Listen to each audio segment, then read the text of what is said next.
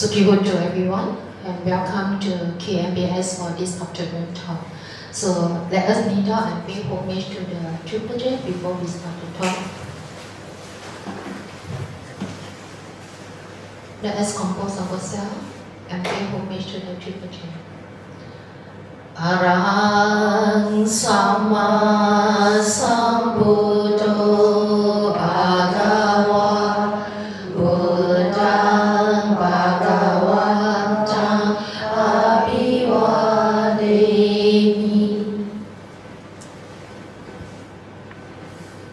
Swakato Bhagavata Dhammo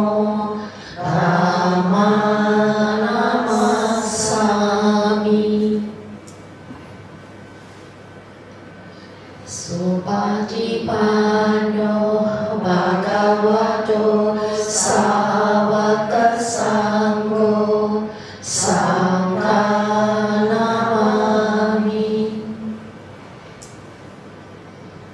Let us pay respect to Bhante. I bow 3 times with each sadhu. Sadhu, sadhu, sadhu.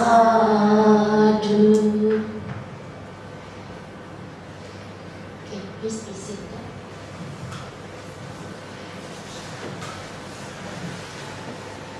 Thank you for joining this afternoon talk. Today actually is a working day and still so many people come to listen to the Dharma. Okay, today is a formal day, but in KMBS we call Metta Day. It's a day for us to do practice for ourselves. So this morning we had chanting, and then just now we have offered the Dharma, and then now we follow by the level of Bhante to listen to the Dharma talk. So today's topic is given by Bhante. He dying and concerned under the Anutta Nikaya 6.16, Nakura Pitu Sutta. So I think a lot of you know Bhante Dr. Chandima. I think I know him for more than 15 years now, right? So when Bhante first came to Malaysia, he is very, very young monk. It's different from today. And I can see how Bhante delivered his talk from the young in our old center until now is totally different.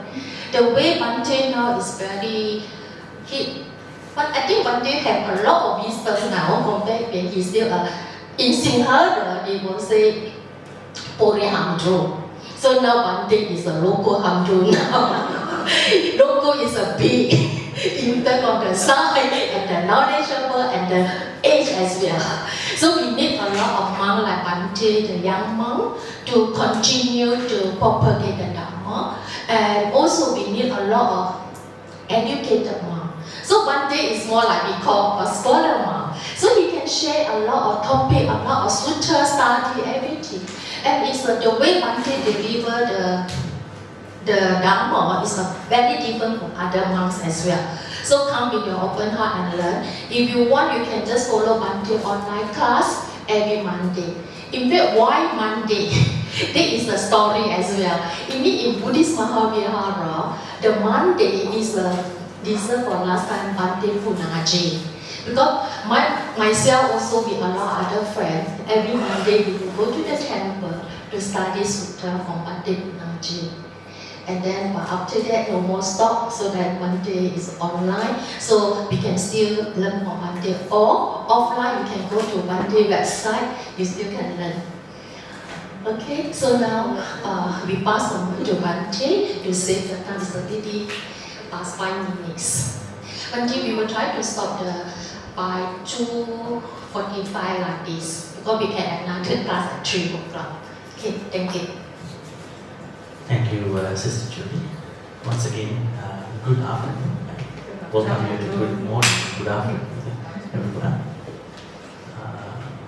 After lunch, what things can be going at this point. When people have lunch, there's something called in Pali, we call it Bhatta Samadhi. In Pali we call it Bhatta Samadhi.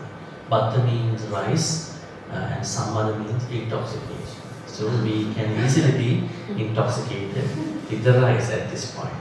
So with persistent practice, we can minimize this issue.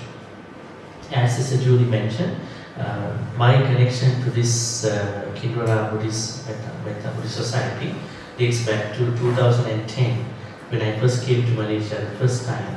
I gave probably 2 talks probably. Yes. At that time Sister Pal was here, she's somewhere else, in your old center. I think it is not that far from here. And anyways, time has grown, and then we have been growing in our life. A lot of things have been happening, and we accept the past. I think a lot of you might have been coming from that time. Yeah, Are they from old center. okay? Maybe they have been continuing from many years. Yes. How old is your center now? Not 20 years. Going to become 20 years. Okay. Already 20. Already So 20. this year becomes 20 years anniversary. Okay. So the center becomes wiser as well. We become wiser. Center also becomes wiser in many outreach programs. Alright, so today the topic for this Dhamma my plan is to go for like 1 hour, probably 45 minutes, maybe 50 minutes of talk, and then go for a Q&A, depending on how. I think there will be questions about this topic. The topic for today is dying with concern. Before that, I want to touch on the day, full moon day today. So on a full moon day, you call it Metta day, because your center has Metta and unlimited friendliness. This Metta is not something that we do as a prayer all the time. It can be a prayer. Metta has to be practiced as a structured practice. What is the structured practice in terms of Metta? In order to understand that, you have to go to Metta Sutta, Karaniya Metta Sutta. In that sutta, you will see how you are supposed to practice it.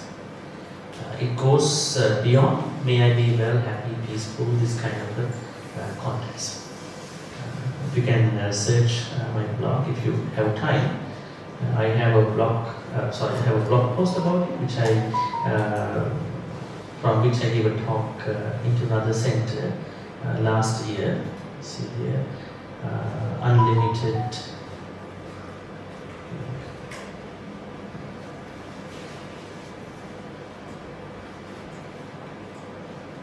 Should be somewhere here.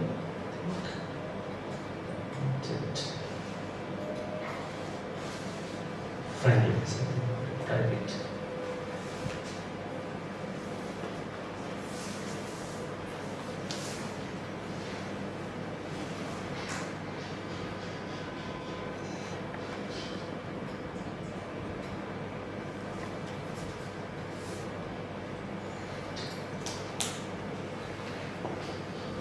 Yeah, somewhere in the notes. See.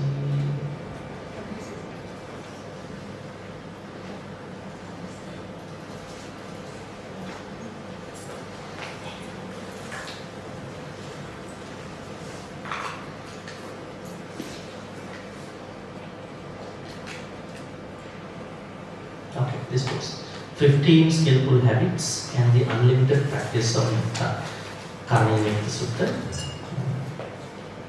Okay, so this blog post has everything with regard to the Metta practice. In order for you to practice Metta, you must have cultivated 15 skillful habits as a pre-practice. So these are the 15. Okay, this is good. 15. And then you have to pay attention to certain areas of your Metta practice. Number 1 is strength and size. Understanding the size and the strength of other beings is important to practice Metta. Number 2, other manifestations, visibility of other beings, distance, and how they seek the rebirth. That is important as well in our Metta practice. Number 3, you have to understand the opposite of Metta, the polar opposite of the Metta, which has not even anger, deception, ill will, harm, and how do those negative mental states work. Nature of Metta, how to pervade the Metta, radiate the Metta practice. And why is metta the best attitude in our life, in our daily life? We have a lot of attitudes in our daily life. We start with the different attitudes. Sometimes we start with a very lazy attitude early in the morning. We start with an indifferent attitude. But metta is the highest base. And what is the final goal of metta practice? Where we are aiming at with the metta practice? What is our goal in metta practice? That is the verse number 10. So this post will, I would say, clarify how are we supposed to practice metta as a structured practice, not just as a mantra or a prayer or a chanting. It goes way, way beyond that level. So that is something I say because of the what we call Metta Day, full moon day. Why do we do certain things on a full moon day, new moon day? What is the purpose of practicing spiritual things on a moon kind of new moon, full moon? Why? It is because my ancestors have been practicing that, or it is because my culture has been telling me to do it? What is the real purpose of full moon, new moon? What is the real reason why we are asked to practice spiritual things on this day? Full moon or new moon? Any thoughts? It is because on the new moon day and the full moon day, we are getting high energy. Even you can see the moon is having its highest extent of the strength. So because of the full moon, you can see that in the ocean there is high tide happening. And then there are certain instructions that are being given to the people who are fishing. There's no low tide at that point.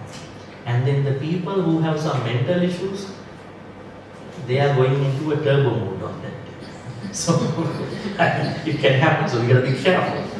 So it can happen. So I think you are all good. So that means because of the change of that moon, new moon or full, especially full moon, that affects those of mentally sick people to show their issues. They cannot control it. They cannot manage it. Right? And even the law enforcement in many countries, they put more patrolling on that. But they know crimes can happen. On this day, people cannot, some people can, most people cannot manage their energy. They can do certain crimes. It is not a legal thing, but they know this is happening by in implied sense. So this was understood by the Indian society, Hindu society. So what did they do was Upusata. I think you know this Pali word. It's Sanskrit as well. Upusata.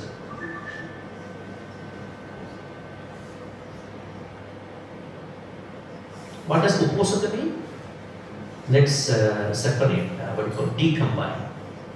Upa, Vasata. To live. Upa means near or in the neighborhood. So on this, on these lunar changes, on these lunar changing days, new moon, full moon, these days, Indian society, cultures, they practice something called Upasana. They say, on this particular day, you have to live near the gods. Near the gods, Deva. Those very important Deva. I would say Varuna is the chief Deva. Varuna, Agni, there are many Devas, not to mention all. So the Buddha said, I also recommend Upasana, but not alluding an idea that you are going to stay near the gods. So Buddha said, what you are doing is you are living, you are supposed to live near your spiritual practice. Spiritual practice. Mainly Sila part. On this particular day, you are trying to discipline yourself a little bit more because you know you are getting high energy. Let's say you don't have high energy on other days, then people are practicing different choices. They might go and have a Red Bull energy drink. They're getting high energy, protein drinks. Then they get sick after that. Sugar issues.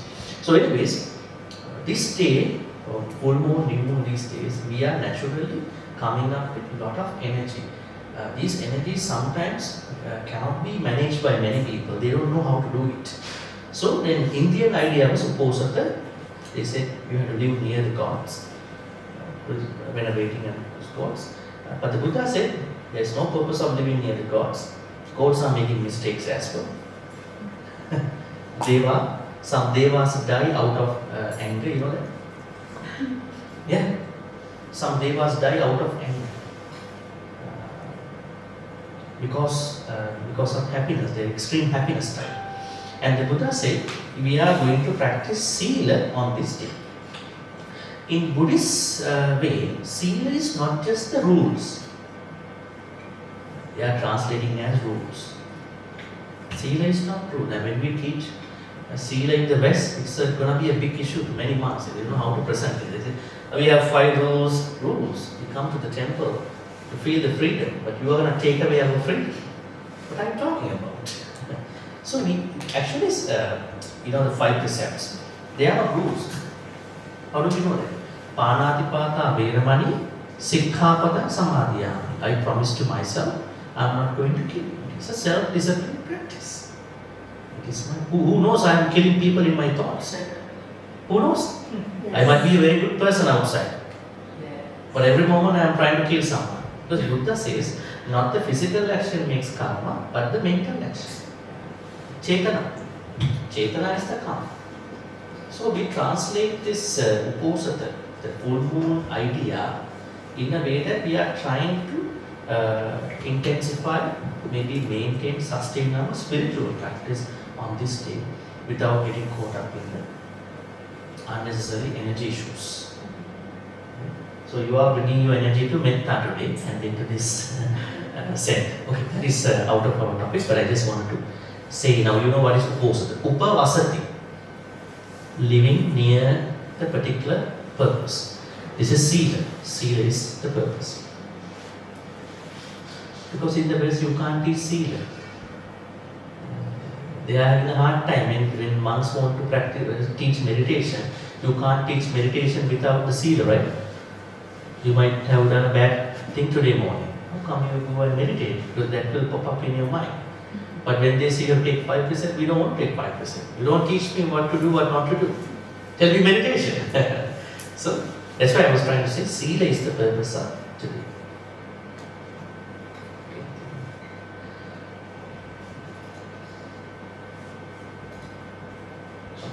So our topic for today is a sutta, Nakula Pitu Sutta, Anguttara Nikaya, 6.16. The topic is dying with concerns. Dying. It's about death and how to die. That is a very interesting topic because we all have to die one day. Right? Some people even don't want to think about it. They have so much more time to live. So, dying with concerns. According to the Buddha, if someone is going to die with concerns, certain what you call unfinished business in his or her mind, that is not a good thing. So this sutta is a perfect sutta to understand that how one man was almost going to die, and then he was coming up with a lot of insecurities about wife. And wife is going to pinpoint all the insecurities and making sure nothing is going to happen. You can die peacefully, in a better way, right? Very interesting sutta. So, you see, it's a perfect thing. But the interesting thing is, the man is not going to die at the end because of feeling happy about the wife's way of explaining the insecurities. So he was happy. That means if she had not explained the insecurities into securities, he would have died. So she saved the husband. A man, Nakula Pitu, who is sick is comforted by a wife, Nakula Mata, who tells him not to worry about dying because she can take care of the family and practice Sattadhamma. Both, not even the family. after he gets better, he goes to see the Buddha to praise his lovely and smart wife. Very interesting story. Okay. Let's see how is it going over here. This is how. Okay, I think I had to explain about this couple, a very famous couple in the Buddhist stories. Have you ever come across these terms, the names? Nakula Mata, Nakula Pitta? Not yet. Not yet, but today. Today, good. Nakula Mata.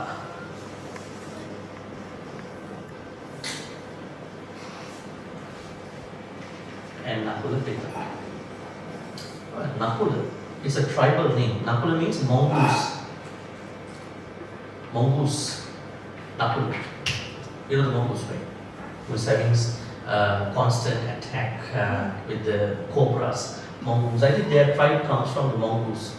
So, Nakula Mata, Nakula Pitta. And there are a couple suttas about them.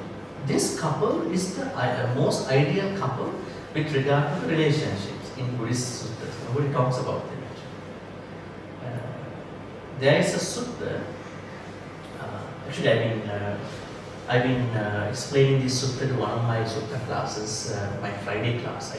I not only have a Monday class because when I'm not in Malaysia, it will become online. But participants still have to go to Mahavihar. But the Tuesday one is online, it's done by the BGF every Tuesday. So this class is going to be Friday, already finished. And I picked up another sutta about them. In that sutta, what is happening is that this couple approached the Buddha. They are not new to the Buddha. Why? They were the parents of the Shakyamuni Buddha for 500 lifetimes. Parents in previous 500 lifetimes. So they are not shy enough to share things with them. One day they approached the Buddha. And then Nakula Pitta, the husband, said to the Buddha, Bhante, I have married Nakula Mata for 40 years. Ever since I married Nakula Pitta, Nakula Mata, I have never thought about any other lady, even in a thought. What's the Pali word for that?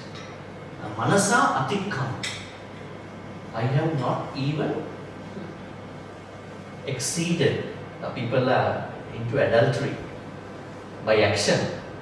But in terms of that adultery, I have not even crossed the mental area to cross that bound. Manasa Atikkam. So, it's been now 40 years. So, I want to be reborn with her in the next life. Is it possible? Then Nakula Mata also tells the Buddha, Bhante, we've been together for 40 years. Ever since I was brought by this man to his house, at that time it was like that, I have never even thought of any other man, even in a thought. I also want to be reborn with him. Yeah. And then did the Buddha say, everything is anicca, you can't do that, this is sensual lust, you don't know, you are taking a risk. He never said such things. Why? They are Sotapannas. Sotapannas are now trying to be reborn together. Right? They know the risk that they are taking, but they want to be together. So, the Buddha said, yes, it is possible, depending on 4 things, 4 virtues. Equal trust, equal morality, equal generosity, equal wisdom. Equal, you normally hear trust, morality, but this is equal. We call it Samasatta. Okay, Samasita, Samacha, okay, Samapanna.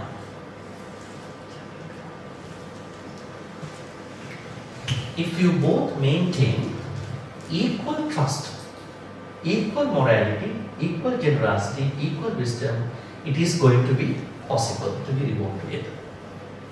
It doesn't mean that they both die together. Right? People die at different times. But the next life, they will be meeting. What do you call in English perspective? What are they saying? This kind of a next life being together kind of thinking. They say it soulmates. Huh? Soulmates. But this is something beyond that kind of soulmate. This means that you must have practiced together. Equal trust means, what is the trust here? Saddha. Is it the trust about the Buddha Dhamma Sangha? What is this trust that is applicable to a couple? Huh? Buddhism? Does trust about the Buddhism help someone's relationship to go? I don't think so. It can be enough. This trust means both should have less insecurities between them. No to minimal suspicions. That's a really high level of a relationship. It's not happening in a day or two. Both have to understand. Otherwise, they are suspecting. In today's world, because of the gadgets, people suspect all the time. What are you doing? Right? So, this trust means they both have to have a very good level of trust. And the morality, sila. What is sila to a couple? Personally, sila means 5 precepts, 8 precepts, all that. But what is sila to a couple in a relationship? Not cheating. That is the sila. Not cheating. Cheating, not even physical cheating, emotional cheating as well. Emotional cheating. So that is sila. That is the sila for the couple. So this is why when you introduce sila as a generic standalone concept, everybody has to practice 5 precepts. You are bringing things like trying to compress people. So in terms of equal morality for a couple is not cheating. And chaga, generosity. What is the dana? Generosity is a higher word, chaga, for a couple. They both are making generous decisions together. Not that husband is very stingy and the wife is going to be very generous, open hand. Or even though the vice versa. They both understand where to donate, what to offer. They have a very good, they are on the same page. They have no problem. Otherwise you see some couples are not happy at the end of the time. Why do you donate more? So it is a very big understanding too. And wisdom. Wisdom is a very contextual thing. There are many types of wisdom. What is the wisdom for a couple? Always communicate together, plan together, and discuss all these, from management, I would say. They do this, SWOT analysis, strengths, weaknesses, opportunities, threats. Everybody has these things. They plan together and they are making decisions way before the problems are arising. So, now, this is the same couple. This is a different sutta, but this is another sutta. But the same couple. So, they passed away and then they were reborn together. For those people who always put to anicca, Buddhist teaching, this is a very good example. They have overlooked many teachings. This is one very simple teaching. There is no issue as well because they are sotapannas. Like Vishaka, right? They are sotapanna. They have crossed the sakkaya ditthi. They are together, but they know what is happening to them at the end of this life, in this samsara. Right. We go back to the time that this particular man, husband, was severely sick now. You can see over here. Okay. Then, now Nakula Mata knows that he is having some, that means even a Sotapanna person, Sotapanna man may have some insecurities in a certain way. Probably this might have happened before they became Sotapanna. Probably. It doesn't mention properly. Householder, that means she's talking to husband. The first worry. The first worry is about taking care of the children after in case if you pass away. Don't pass away with concerns. Such concern is suffering and it is criticized by the Buddha. Let's see how the Buddha says that. See, Makoto Dhamati, Sapeko Kalamakasa. Sapeko. Actually, the good idea, the better to translate this way. Sapeko means don't die with expectations. Apeko means expectations. Now this translation, the person who translated, he translated this to be concerns. Expectations are concerns. Kala makasa means passing. Because it is dukkha. Why it is a dukkha? Let's say you die with expectations. Then you might be mostly reborn as a certain what do you call person, probably an animal, probably someone who's taking care of your well. Wishing to attain a sotapanna, an arahat is not an expectation. We call it is a what is it? Situation. Aspiration. You tell me the difference between aspiration versus resolution. Aspiration. Now we all want to wish to attain sotapanna, maybe if possible to become arahant. How do we call that thought? Is it an expectation? No, you said it's an aspiration. How do you differentiate aspiration? Now we know resolutions. People make a lot of resolutions. Huh? Yeah. When do they make resolutions normally? On the very on the 1st of January. Yeah. How are they making the resolutions? Can you think about? I am fat. I want to exercise more.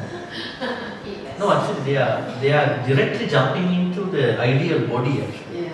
I am fat. I want to have that most anticipated body. Right? And then, but the problem is they are thinking they can do it within 365 days. Right? That is the issue. It's a too short time for some people with their body. What are the other things people make as resolutions? Money. Yeah. So they may have a lot of plans as well. So resolution is something that is most, even though we say so, it's going to be mostly very tight kind of thinking. It is said that with resolution, aspiration is better. You are going into realistic plans. Let's say you want to have that, whatever thing, you are making time for that. But none of these things are reflecting our wish to become a Nibbana. Sotapanna. We call it Chanda. In Pali we call it Chanda. Chanda means you can translate this to be English term desire. But this is not a sensual desire. Passion. Chandan Jane. We have to create Chanda in terms of becoming Sotapanna. Right? So this is what we do in terms of our wishes. But when it comes to other things, they are going to be affected. Let's see now what he's talking over here in English. Householder, don't die with concern, expectations. Such concern, expectation is suffering, and it is criticized by the Buddha. Buddha doesn't like anybody passing away with expectations.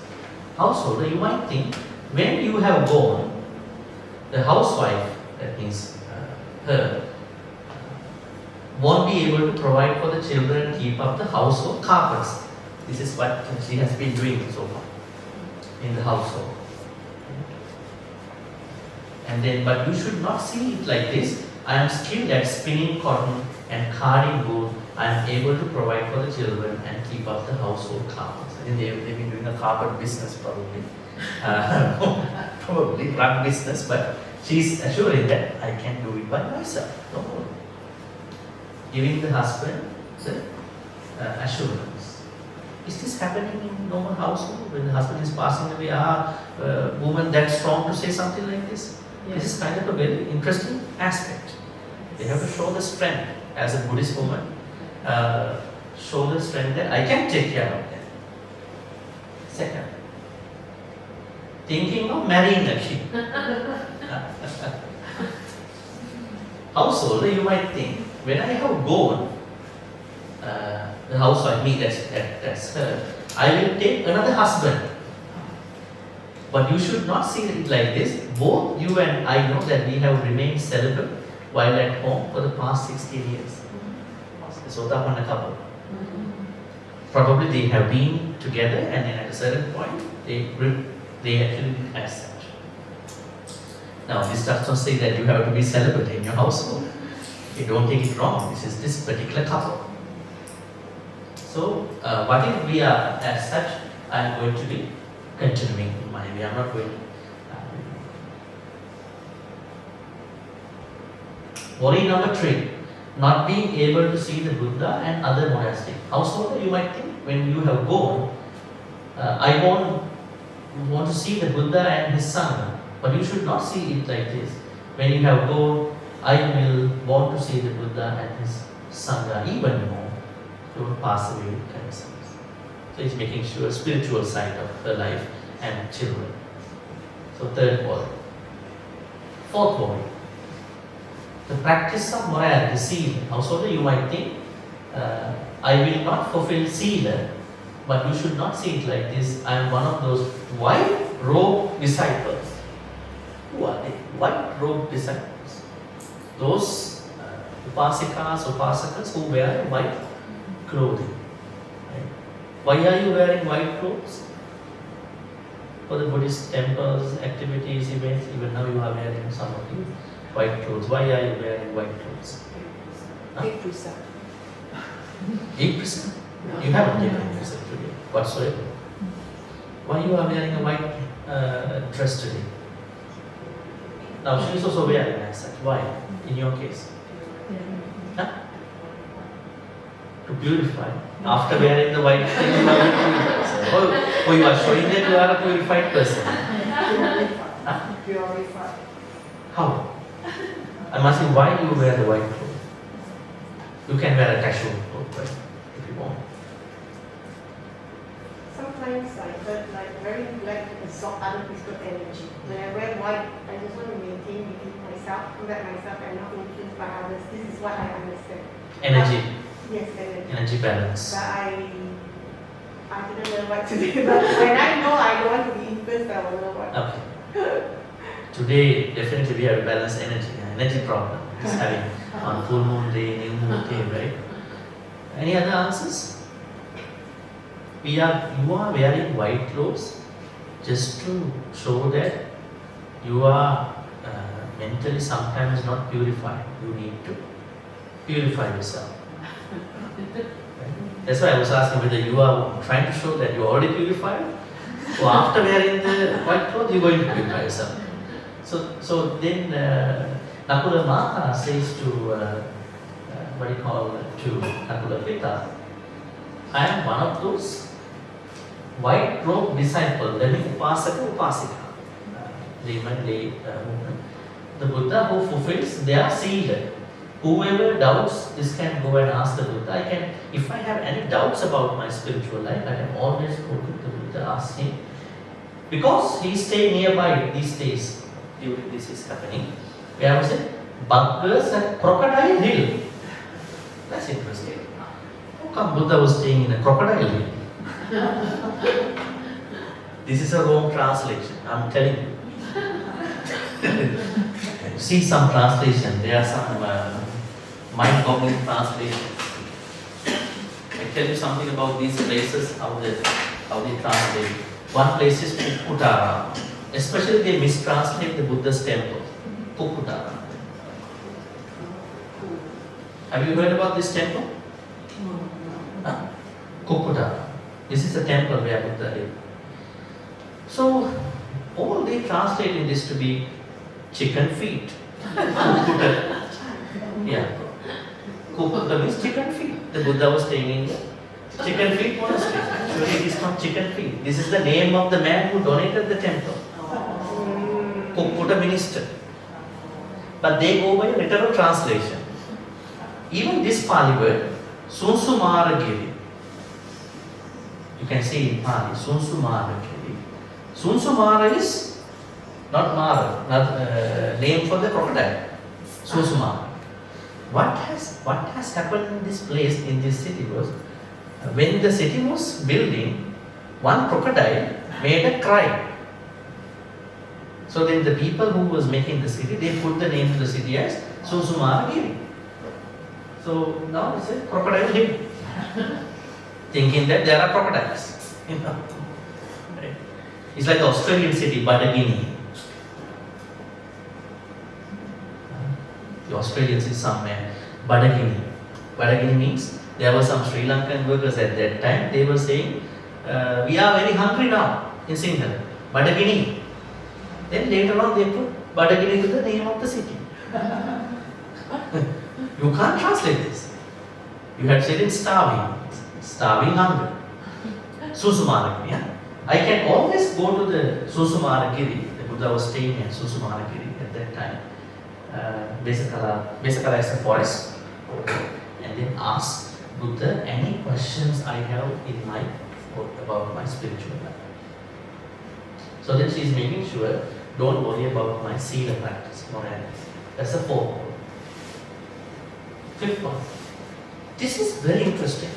I want to tell you that a lot of people, especially lay people, they have different thoughts about their calmness, in their daily calmness, in their spiritual practice. Now, this lady, Nakula Mata, is making sure to her husband that don't worry about my inner tranquility of awareness. I'm so much into that tranquility. Householder, you might think, I don't have inner tranquility of awareness. Let's see the Pali word. Siyakopanati dahapati evamassa danakulapita dahapatini lapini ajjatam cheto chetaso atta. Chetaso atta means every lay person should have a certain tranquil awareness about their life.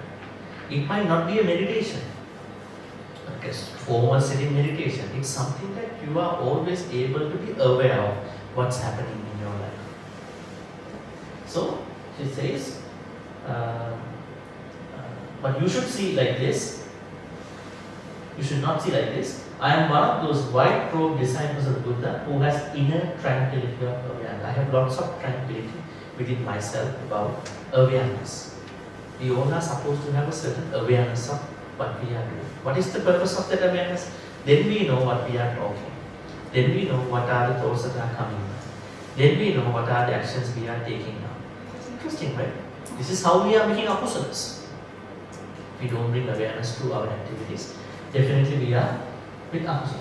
Whoever doubts about my inner tranquility of awareness that I have now, I can always go and ask the Buddha, because he is staying at the crocodile hill. Full translation. That's the fourth, I think. Fourth volume. Fifth volume? Sorry, that's the fifth volume. Last one.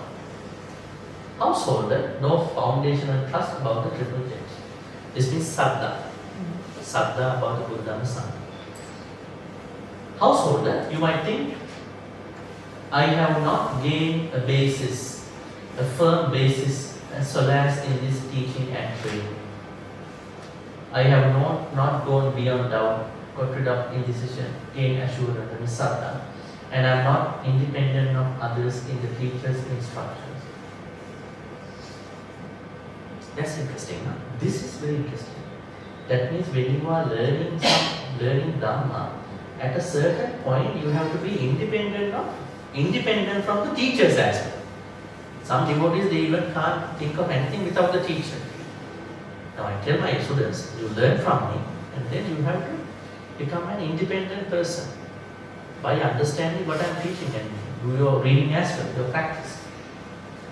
Now she is saying to the husband, don't worry, at a certain point I am going to be independent of others in this Dhamma. I am one of those white robe disciples of the Buddha who has gained a basis, firm basis. That means she has lots of saddha about Buddha, Dhamma, Sangha. Now I want to ask you, what is saddha? What is saddha? Is it a word that you never know? Is it something that you all the time you are listening? Confidence. I'm writing in very, what do you call, large size. Saddha. So faith, confidence in the Buddha Dhamma Sangha. Confidence. Confidence. What confidence? Confirm. Confirm. Never. Confirm. Very interesting word. Huh? Who confirms our This individual confirm that your future direction is towards the Buddha Dhamma Sangha, that you never turn back anymore. Okay, I understand that part. I mean, who is confirming your confidence? Is it you? It's a self-conviction? Yeah, that is. This is the. You are self-convicting that you have confidence. This is the. Okay, that's a very interesting way to do it. Triple tip. Others? What is saddha? What does saddha mean to you? Faith.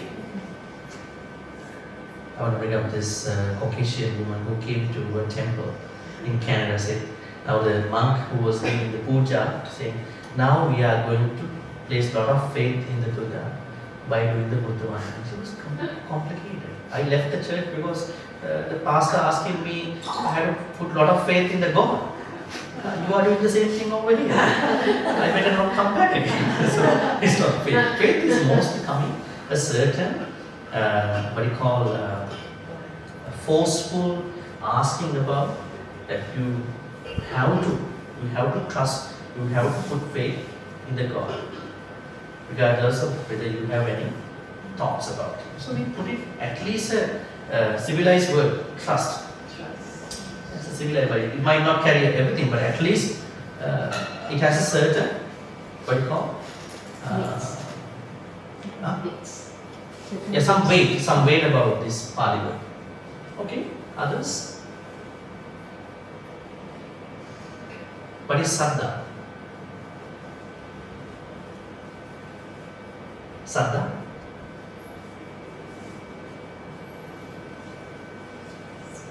Is it very new to all of you? Some others? Is this Pali word very new to all of you? No. Then tell me. Because we always use faith. Huh? We always use faith. Then Yeah. you understand, okay, then you are all gone. Huh? Yeah. All gone, nothing. You all gone at this point. Yeah. How many of you have gone with this translation? Huh? Trust. I think what we were taught is like faith is different from belief. So belief is even lower, belief in God. So what we were told before by the Dharma speaker is faith is even better than just belief. Something. Yeah. So I think most of I'm the talking from the states Pali are context. Pali context. I'm not talking from English context. Learn a lot of English and then go to Pali and then read Pali. I'm reading text from the Pali itself. Right? I will give you an example now. Pali word evam me sutam ekam samaya. I don't want to say this actually, samaya. What does this mean? Samaya. Evam me sutam ekam samaya. Samaya means Pali Suttas, all Pali Suttas carry this. Even Mangala Sutta. What does it mean? Once upon a time. Once upon a time. Time, period. Okay, in Pali, this Pali word itself has 9 meanings. Wow. Now I have to caution you. Now how, let's say now this samaya is appearing somewhere in a paragraph like this. Now how do I know what is this samaya? What does this samaya talk about? Then I have to go to the preceding paragraph and the following paragraph. Then I know what does this samaya mean. How do we do that? So we have to read the text in Pali. Now you might not be able to do it because you're Pali level, but that is how we are going to look at it. So we have to look at the neighboring paragraphs. Then only we understand. So in the same way, Saddha, okay, without taking a lot of time, the time is important to us. I would say, Saddha is the unwavering trust. Unwavering trust about the triple gems. Now, one of the worries that husband may have is that I will lose wife will lose Saddha in terms of Buddha Dhamma Sangha. She says no. Unwavering trust. Who is getting this unwavering trust? Normal people or Sotapannas? Sotapannas. They are not. Normal people, they have trust, but that trust is almost always shakeable. Especially not about the Buddha, not about the Dhamma, but about the Sangha. Because the Sangha is the community that they are working with. So when they have a lot of trust about one Sangha member, if something happens, they are bringing all the Sangha members to be in the same. Let's say if something happens with one police officer, the whole police department will be blamed for that particular activity. So we understand they are normal human beings, have respect. But our thoughts about Sangha should go beyond those ones, those Sotapannas and those levels. Unwavering trust. And Buddha talks about two types of Saddha. Two types. What are they? In many suttas, Amolika Saddha and Akaravati Saddha. Have you ever heard these two types of Saddha? That means there are people who are having different types of Saddha, two types. Most people, they are having Amolika, we call it blind or baseless. Have you seen people, they trust everything that they see in their life? They don't do any investigation, they always believe, they always trust without any investigation. Dhamma vichaya. That is not good. Then Akaravati Saddha means foundational Saddha. Foundational Saddha. This is what she is talking over here actually. You can see it here. That's not get a basis. The Saddha has a basis. That is what we call Akaravati. Alright? That is going to be the sixth one. Okay. Now once again, let's go back again. First worry was about taking care of the children. And she said, don't worry, I know how to maintain my economic life by selling carpets and all that, right? She said about her work. And second is worrying about whether I will marry again. And she is giving an answer to that too. And worry number 3, not being able to see the Buddha and other masters. She says, no, I'm even going to see them quite often. Number 4, my sila will not be impeded. I will maintain my sila. Number 5 worry, I will continue with my inner tranquility of awareness. Number 6 is I will have the foundation of Saddha. Akaravati Saddha, not Amolika Saddha. Finally, thereafter, Nakulapita, he recovered from being sick. Not long after his recovery from his illness, he went leaning on a stick. With a stick, he went to the Sosumaharagiri and then to see the Buddha. On arrival, having bowed down to the Blessed One, he sat to one side. As he was sitting there, the Blessed One said to him, "It is your gain." Then the Buddha is appreciating his wife. It is your gain, your great householder, that you have Nakula Mahata, wife, very sympathetic, who has a lot of mudita towards you, wishing for your welfare, as well as she is a counselor to you and she is an instructor to you. It's good, huh? That man is kind of a blessed man. If the wife is that kind of a person who can give an advice, who can really give a good feedback. Well, the problem is some men don't like wife to maybe counsel. That is the problem. But it is such a nice thing because they all are on the same page. To the extent that I have white-clad household of female disciples who act fully in accordance with the precept. She is one of them. To the extent I have white-clad, these are the Buddha's saying, household of female disciples who attain inner tranquil awareness. She is one of them. And Buddha was saying good about her. Same thing. Alright, so that's pretty enough in terms of understanding of the Metta. So what are we learning from here is that we are not supposed to die with concerns, expectations. And we have to die with consciousness. We should not die without consciousness. Now, she is trying to say. On the other hand, as a wife, this is the way how a Buddhist lady supposed to act upon this kind of a situation. You are learning. Make sure that things are being taken care of. What can we learn from the whole sutta is the death.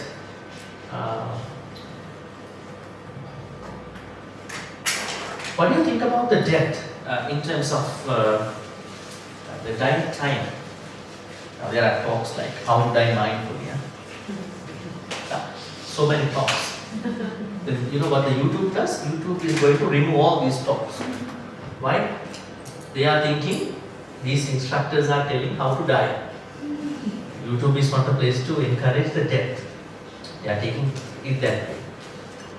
So we cannot tell how to die mindfully, but we can just give an idea in a practice. Now Buddha said in one sutta, it's about the Metta. Tell me about the results, the benefits of practicing Metta. You are in the Metta society, the Kinrara Metta society. What are the benefits of the Metta? Easy to sleep. And wake up easy. Easy to sleep. Easy to wake up. Why? That's one and two benefits. They got 15 benefits. Yeah. Got some more. I only say the first 11 benefits. Yeah. You have added 4 more. Another 9 more to say. Yeah. Okay, Sukha Supati. A person who is practicing Metta can sleep easily. Why? How does it happen? In today's world, is sleeping fast very easy? No. Why? Relax. Worries. Why is it? Why people can't sleep easily? Stress. Sanya. Memories. Yeah. Sanya. Lot of telephone. Huh? Telephone. Sanya, distractions and all that. They don't know how to use gadgets, and at the same time they have a lot of sanyas that are disturbing. Then Sukha Patibunjati, that means wake up happily, actually happily. Yeah. Go to sleep happily, wake up happily. Yeah. In today's world, if you see doctors, how many people are going and asking doctors, insomnia medicine, Yeah. sleeping drugs, Yeah. right? A lot of these very big people, not normal guys, very famous people. Why? It is because there are underlying issues as well. So when you practice Metta, you let go of all the angers and other stuff. What are the other things? Sukha, sleeping happily, waking up happily. The third one, what are the other issues with regard to the sleep? Napapakam supinam pasati. You don't see nightmares. Without dreams. No dreams come to us. Fear. Is dreaming a good activity? A beneficial thing? Every time we have a dream, we don't sleep. That night was not a good night actually, because we have suddenly woken up in a sense. Right? So you can sleep without any dream. Yeah? The Papa can subina pasana. Manusana pure. That person is very friendly to all the others will like this person. Yes. Not even that Amanusana pure. Animals, not human. Even the Animals. non-human beings like you. Right? All these Bhuta, Peta, Kumbanda, Pisacha, they all like you. Then Devata Rakkanti, the Deva protect that person. You don't have to go to a Devala, what you call Kovil. Deva will come to you. Nowadays people are so bad, they go to the interesting. Because they know Devas don't come to them.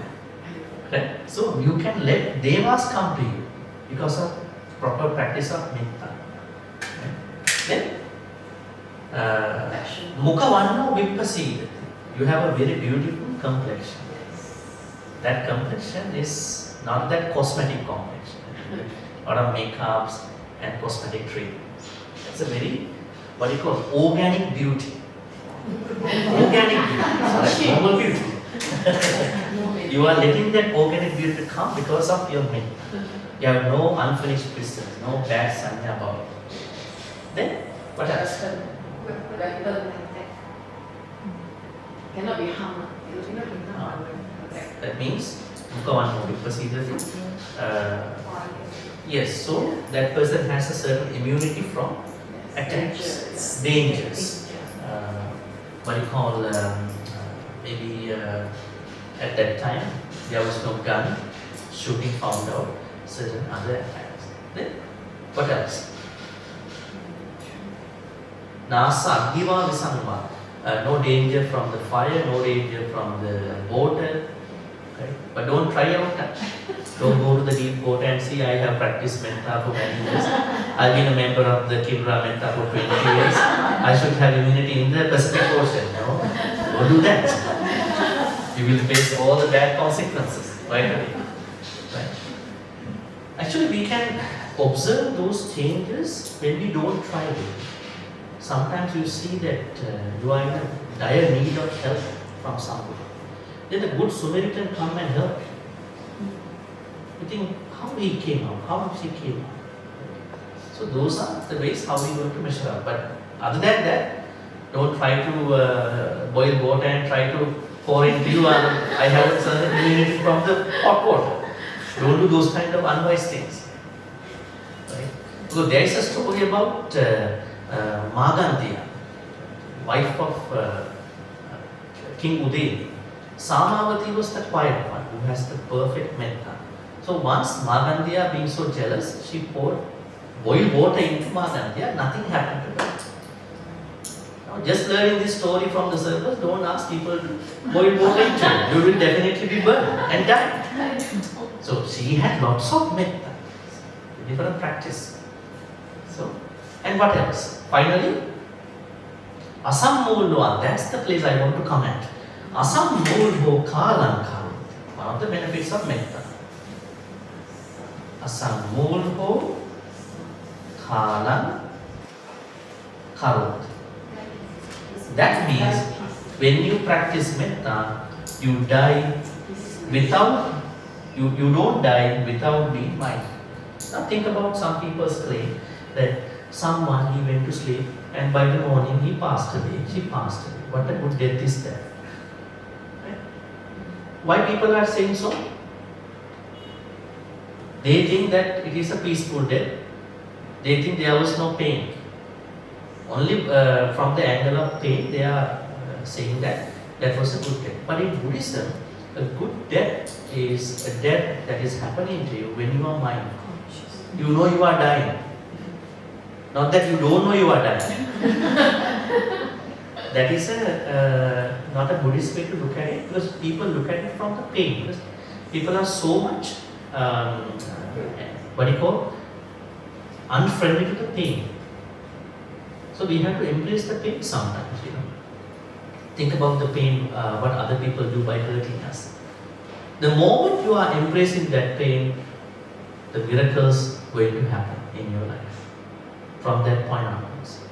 Physical pain, while we are taking our treatments, but one day if we are going to look at, observe your pain, you will see that this is not pain anymore to me. Right? This is, maybe I have developed a certain aversion, those are towards my own pain in the long run.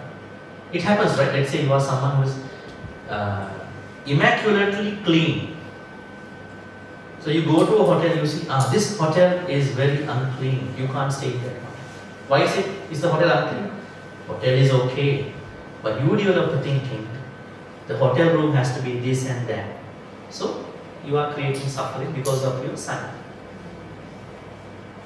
But if you understand, my house is very clean, but when I go to other people's houses, I have to understand what is going on in there.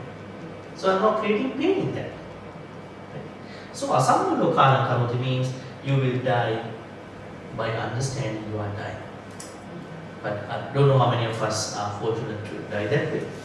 So that is very interesting in terms of this topic actually.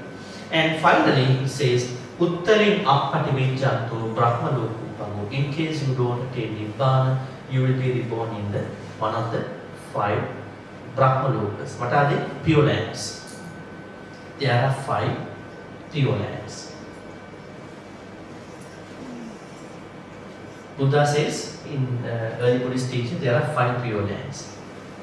But in Mahayana they say only 1 pure land. But these pure lands are not accessible to you unless you attain Anagami. You can't just by, say Amtafu as a mantra and then going to be reborn. There's 1 pure land, not one of these. It's another way, Mahayana, you respect that too. But in order for you are going to be reborn in one of these 5 pure lands, you have to become an Anagami person. So our final thoughts about people who go to Q&A, couple days, is that you should not die without mindfulness. Mindfulness in that case means that you are conscious you are dying. It's good to see that you are dying. How are you going to die? Observe what is happening to you. How your sensory experiences are going down. Right? It is said that if you have a natural death, the last thing to go is your hearing. Hearing is the most important thing. And on the other hand, in your lay life, try to have a life like Nakula Mata, Nakula Pita in terms of the planning. You might not be celibate, but plan your life. If somebody is going to go first, but you know there is a backup always. You are ready for that. You don't cry that much. You will cry, but you know that things are under control, under management. So this is what we are discussing today. Any questions now? Any questions that you have? If a person Can you take the mic, please? If a person who dies, Grab the mic. You can come over here, easier. For the recording. yeah. Bhante, if a person want to die, do they know? Turn on mic. Hello. Yes. Bhante, if a person want to going to die, they know himself, no? That's a question. Some people know, some people don't know. But it is better to observe what's happening. What you observe might be a signal of you are dying. Observation is important. What's happening to me now? Let's say you have a cough, right? Maybe it's a consequence of a lung issue. You don't know you are dying, but you are observing what's happening to you. Every time you have that kind of pain, you are having those are towards that thing, right? But you are seeing, you are observing that pain. You might die, probably. Right? So you are observing, that means you have consciousness, you are bringing mindfulness into that activity at that point. Is it any indication for a person going to die? Any indication? I mean, some very strange incident or what? They feel like. You mean science? Science, yeah. Environmental science? Yes. I don't think that Buddha talks about those signs, but you can feel that something is going to happen. You trust your gut feeling, those vibes. You feel that something is not usual. Maybe today my cough is different. You can feel it. Maybe I feel something different. Yeah.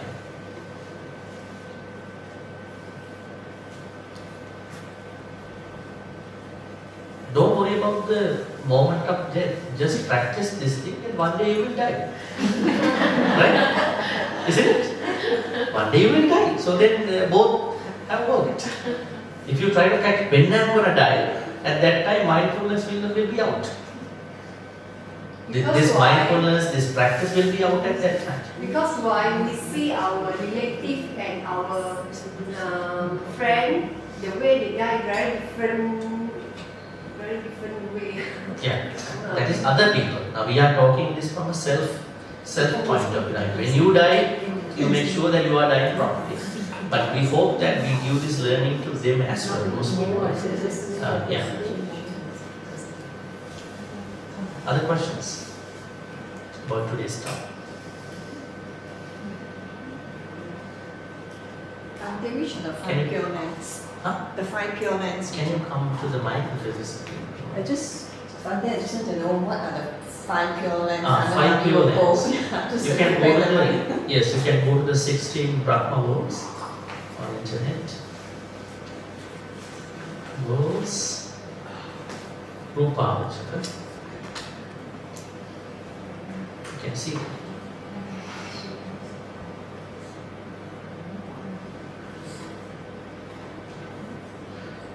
I think this one mentioned.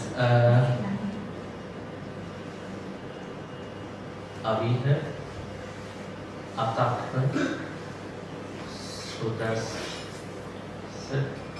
Sudasi, Akanita.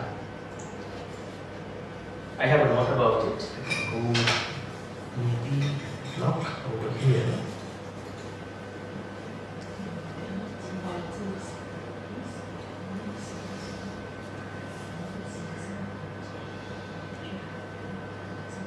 Yeah, 16 Brahma realms.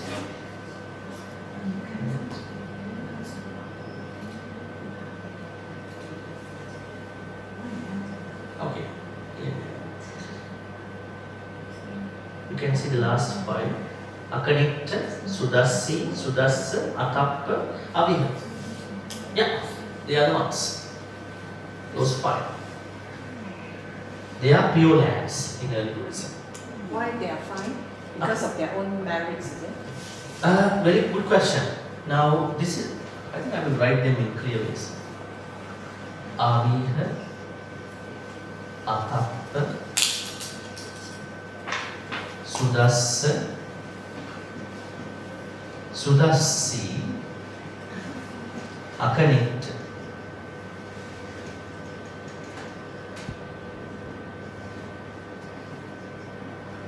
Why there are five pure lands? It is because now anyone who has the fourth jhana has the benefit of reborn in one of these five Suddhavasas, we call them pure lands. But why someone is reborn here? Why someone can be reborn here? It is depending on the intensity of the fourth jhana. Fourth jhana plus anagama.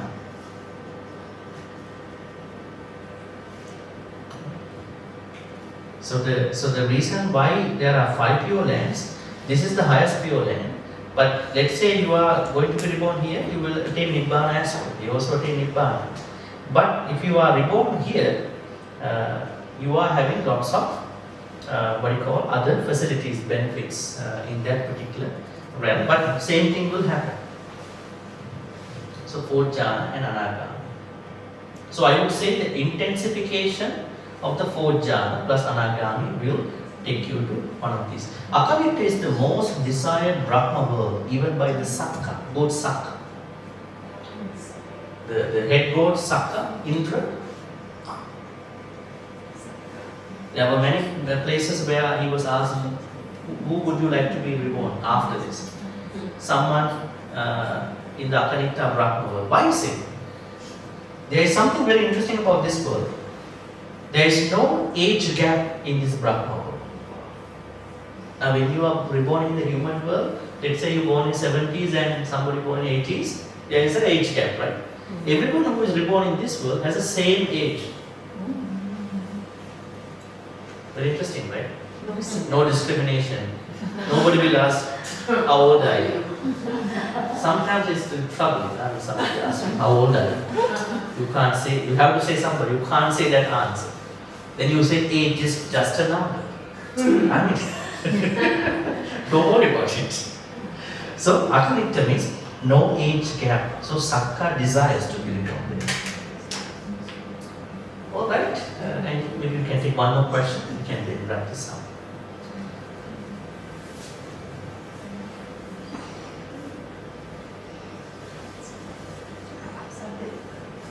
you like to come over here? Okay, yeah, after. We'll take only these 2 questions and we'll wrap this up. We have another class. Bhante, for someone who dies in the sleep, where do they go? Yeah, very interesting. What will happen to our consciousness when we sleep? Can you think about what will happen? Where do we find information about it? Abhidhamma. They say, let's say now someone is sleeping at night. So then, when someone is sleeping, what will happen to the consciousness? Consciousness at that point is working depending on the mano-vinyana. Earlier you worked with eye vinyana, ear vinyana, nose vinyana, what do you call then tongue vinyana, and body vinyana. These are working now because we are active. So when you go to sleep mode, only mano-vinyana work. Mano-vinyana has its own objects, and all the memories, sanyas of other vinyanas also come to the mano-vinyana at night. So mano-vinyana is active.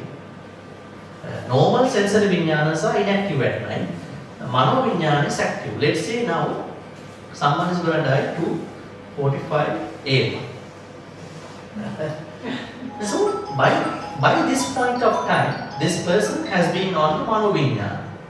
What has been picked up to the mano-vinyana just before he passed away, just before he went to sleep, they will be working in the mano-vinyana at that time. Say for instance, that night before he or she went to sleep, he or she has been struggling with the household, arguments, fights, whatever. So he or she is not happy to sleep at that point, but somehow sleep comes to him. So the mano-vinyana is working with these sanyas. I think it's very clear. Sometimes when you have a bad day, then you are not sleeping that day very easily with the arguments. That means your mano-vinyana has picked up all those sanyas. So they are working in the mano-vinyana. This is what you call, unfortunately, if you happen to die at that night, that night, you call it what's going to happen to you. That's why it is very important to sleep with happiness. Sleep without unfinished business at night. Don't have any unfinished business at night because you never know you're going to die during the morning. Many people die during the morning, early morning, right? Especially people who are admitted to hospital. Even the Bodhisattvas are only going to be Buddha early morning. Early morning is a turning point. No Bodhisattva is going to be the Buddha in the noon time, evening time. They all becoming the Buddha early morning. Many people die by natural death in the early morning. You can see that. They've been struggling a lot, and then finally around 4 to 5 a.m. they're going to die. That means a turning point. So, if you ask him what is happening to someone when they are in sleep, means their mano-vinyana picked up its own objects and the objects taken from the other vinyanas that were active before he slept, and they are going to help his death happen. Okay. This the best way is we meditate before we sleep. No, meditation should not be a plaster treatment. Let's say something happened to you today, last night, and you want to cover it with the meditation. You think you are covering it. Better is to understand what happened, apologize to people that you hurt, maybe have a conversation, finish that thing, and then sleep with some, sleep without any guilt, any regrets, any hatred. So, I think your attitude has to be wholesome before the sleep. What about chanting before sleep? It shouldn't, if it is a plaster treatment, I don't think it's a good idea. Some people chant just to cover it up. Don't make any spiritual practice a plaster treatment, because you might be happy, but you are working with the sansaric self, what you call consciousness. It will not pick it up. It's like some people, they are very bad, but they are smiling with others with lots of hatred. Have you seen them? Yes. They have all the things happening inside. They are waiting for a time, but they are smiling, talking nicely. But underlining, a lot of things happen. Right? It's like a ninja attack, you know, not like a samurai attack. Samurais attack openly, but ninjas attack secretly. So, yeah, let's take one last question. Yes, please. Good afternoon, Bhante. I would like to ask, is the organ donation encouraged for Buddhists, and if it is, how it is to be done? Organ donation is encouraged, advisable to go to the next level of the paramita. You know, there are, how many paramitas are there? Paramita means perfections. Our spiritual practice finally goes down to paramitas. So there are 30 paramitas. 10 paramita needs to be done by the arahants in order to become arahants. 20 paramitas need to be fulfilled by Pacceka Buddhas. 30 paramitas should be fulfilled by Samma Sambuddhas. So we have to write their name, respectful. Alright. So now there are 10 names of paramita. Dana, Sila, Nekkhamma, Kanti, Satya, Aditthana, Metta, Upekka. I think we lost a couple of them. What did we lose? Dhanam, Silam, Nekkhamma, Kanti, Satya, Aditthana, Metta, Upekka. What did we lose over here? It should be 10.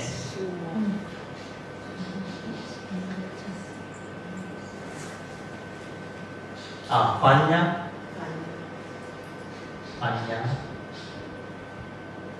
Okay. Virya. Yes. It's good observation. Virya. Now arahants only practice. Okay, there are 3 ways to practice each of these paramita.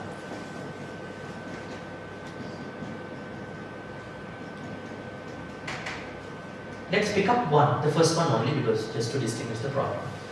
Dana parami, as you said, the organ donation.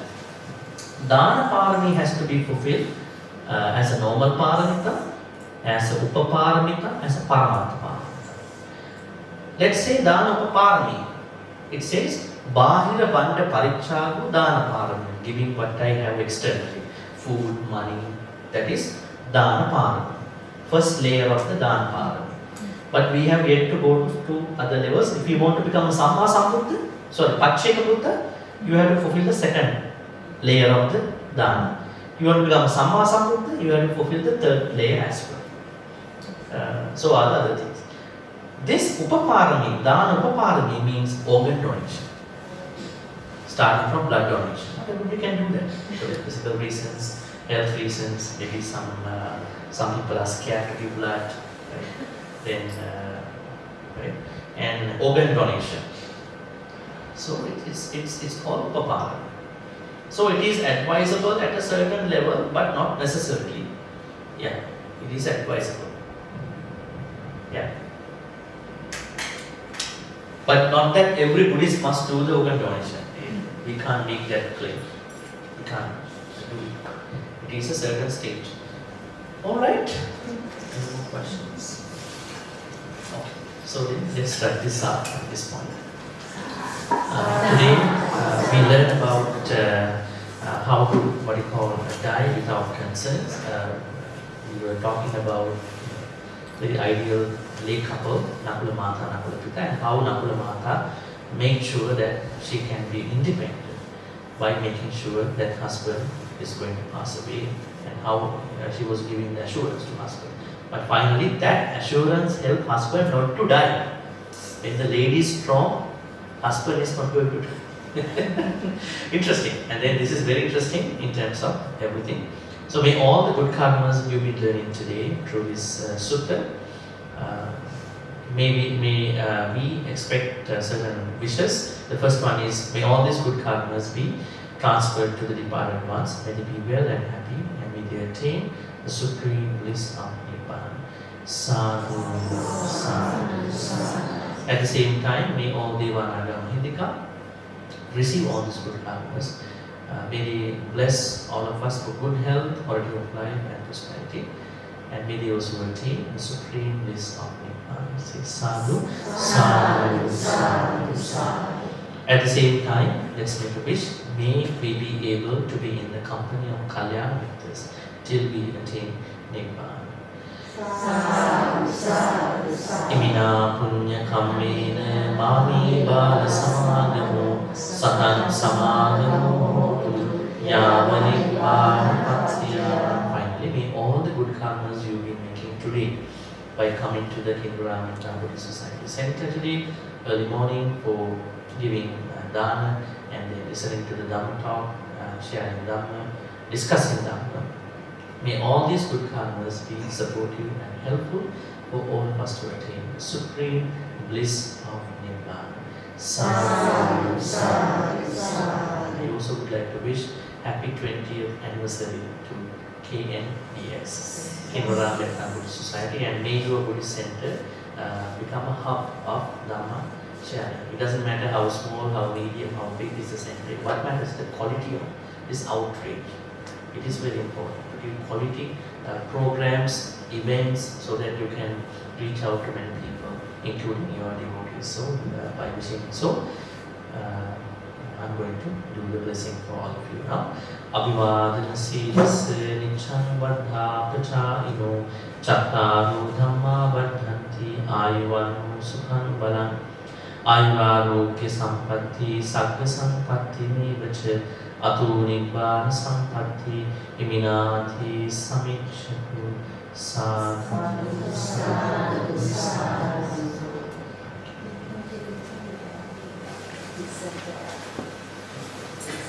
I'd like to invite Sister Catherine to come forward to present. Because it's this morning we are here and Sister Catherine need to be very upstairs. So she can't join us. So we appreciate her effort for today.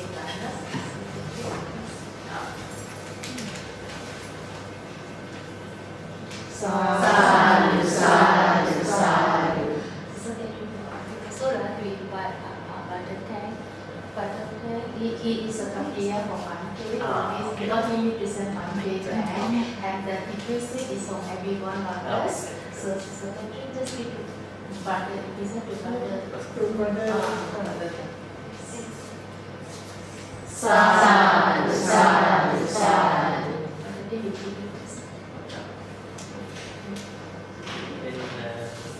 Good evening. If there is a class happening. We will finish by 5 o'clock, 5 and then those who still got energy can go to refill to join Bhante for the evening session. Ah, Yeah, if we the Bhante Concentra yes. That's at I think 8 o'clock. 8:15. Yeah, 15. There's a puja. It's 7:30. After puja. So those who got energy can just go to refill again. More energy. What's the topic tonight? It's a forum. Oh, it's a forum. It's a forum, yeah. It's about how to bring Dhamma benefits to the young people. Not young people, even for young. Okay, they are doing the music. Oh. Whereas in the kneeling position, Araham Sama Sambuddho Bhagava Buddham Bhagavatam Abhivademi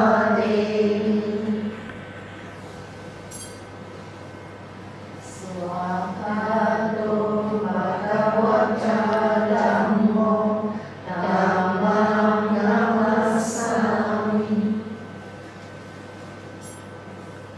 Supatipano Bhagavato Savaka Sangho Sangham Namasamि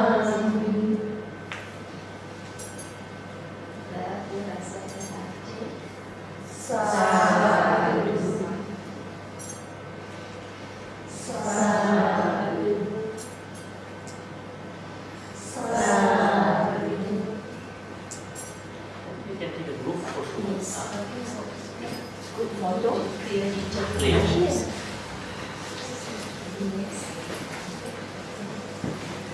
What is that?